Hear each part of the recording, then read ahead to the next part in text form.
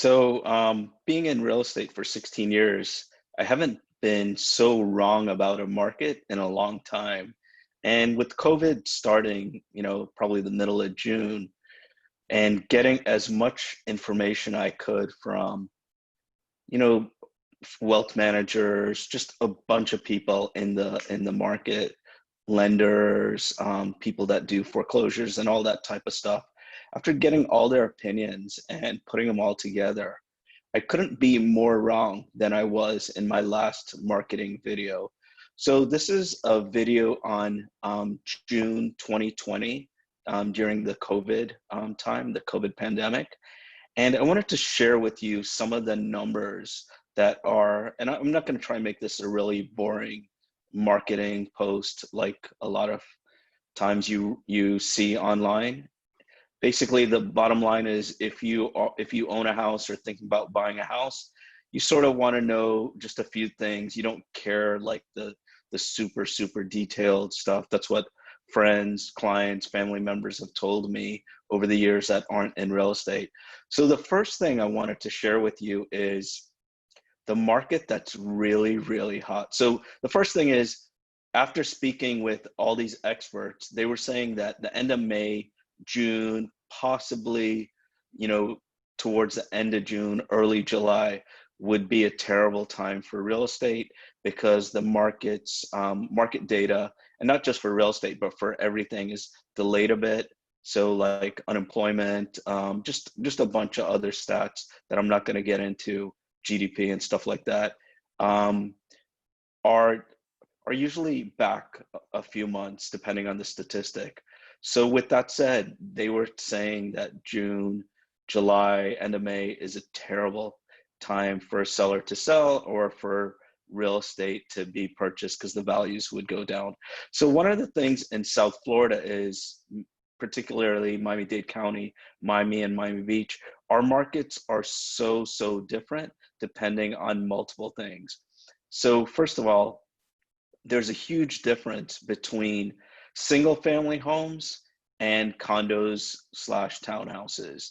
That market, especially the condo market, is really a big buyer's market. And it's been that way for many years, probably like 3 years or more, because we just have so much inventory there. And one of the things about real estate is it's very localized. So in many parts of the country, you could have a seller's market, you could have a great condo market, but it just depends on, the area that you're in. So our condo market is not a good market during COVID, before COVID, probably after COVID, and regardless of the price range. And the higher the price range, the worse the stats are for the seller. It's more of a buyer's market, the higher the price point.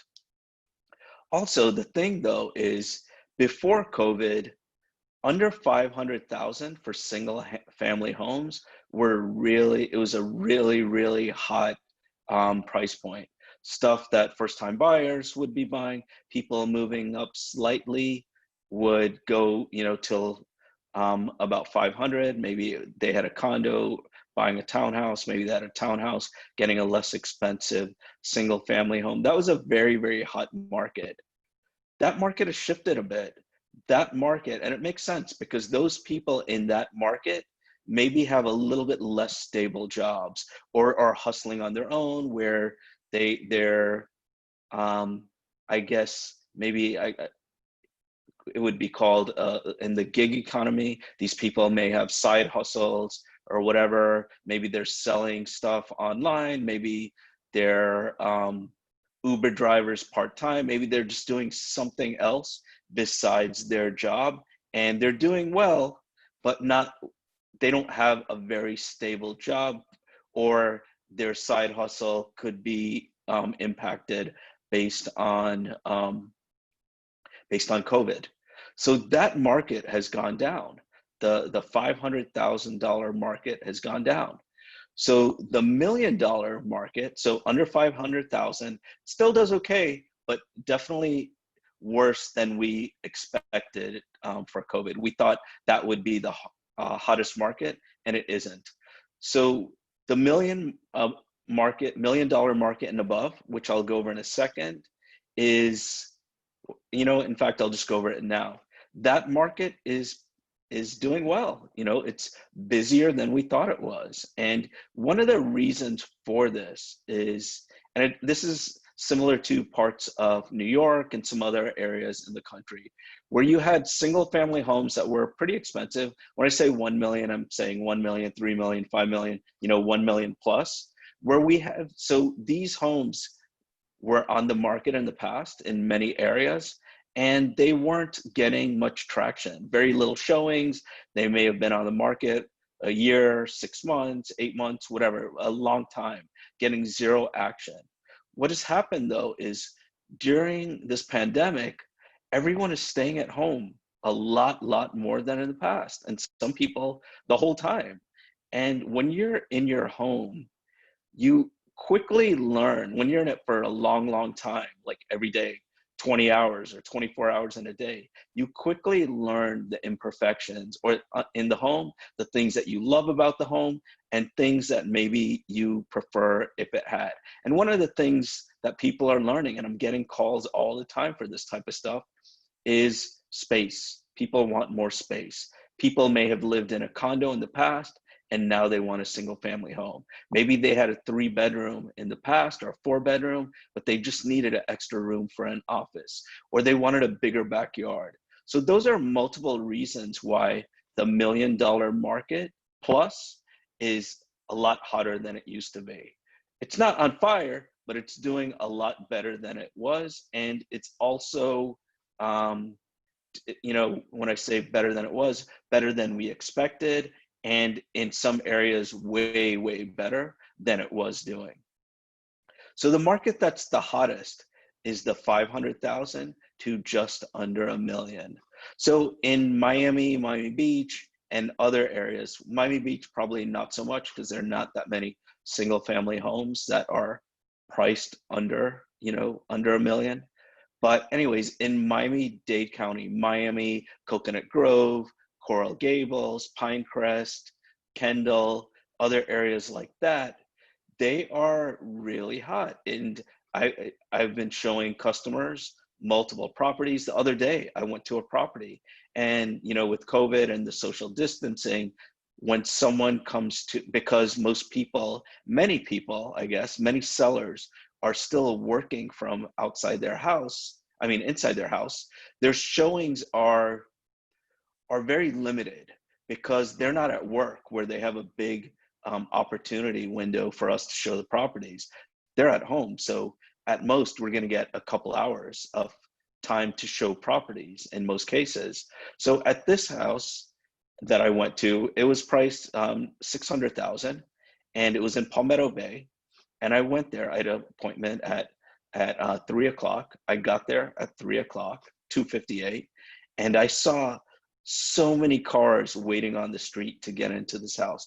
There must have been at least like 40 or 50 people that wanted to see that house. And that house wasn't even that nice. Needed updating, and it needed a lot of stuff. Typically, it would be a home that most people, if they're the listing agent or the seller, would get maybe 1 or 2 showings a week if they're lucky. But this one had 40 or 50 that day. So that market is very hot. And it's also within that market where when you get that many people looking at homes at the same time, what happens is you get multiple offers. The person is probably going to get multiple offers. Many times, many offers that we've put in have been multiple offers, and will even go over asking because it's harder to get homes in that price range.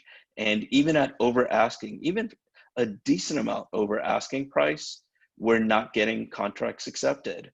So it's very different than it was in the past. So one of the questions you may be asking is why? Why is that price range high? Why is it hot? So the main reason, I think, is there are a few reasons. So one is pent-up demand. A lot of times when people are moving into that price range, it's for reasons where they have to move. So like, for example, I have a client from out of town, and him and his family need to move to Miami by a certain date. because of a job transfer. So that's a must. They have to move there. So also like, so if we go back to the lower price range and we go to 500 or less, so 499 or less, a lot of times people in that price range are want to move up because they just want to move up. You know, sometimes it's because the family's grown and stuff, but it's not as easy to move up because sometimes the job isn't as stable. Maybe people in that price range have lost their jobs or their hours have been significantly impacted. Typically within the 500 to $1 million price range, it's a little bit more stable. The job is more stable. And because the job is more stable, they're able to move easier. They have the funds because their hours haven't been impacted as much. Maybe they have equity because they've had their house for a while. They have a lot of equity in their home where they can sell it and put that towards the new one. So that's one of the reasons. You know, one of the reasons is stability of job. Another thing is because they really have to move, and because they're in a situation where they can do it, you know, you have more people that can do that, and it makes the market a little bit hotter in that price band. And the last reason, like I mentioned, is pent up demand. People needed to buy maybe a couple months ago, but they couldn't. And now everyone is coming out at the same time. So the reason why the million plus price range is hot, but it isn't like as hot as the 500 to $1 million price to $999,000 price range, is because typically in the high end market, the luxury market, whenever we have clients like that, a lot of times it's a second home, third home, fourth home, investment property. It's a property. They don't have to do it, or it's an emotional decision where they just want to do it, where they don't have to do it.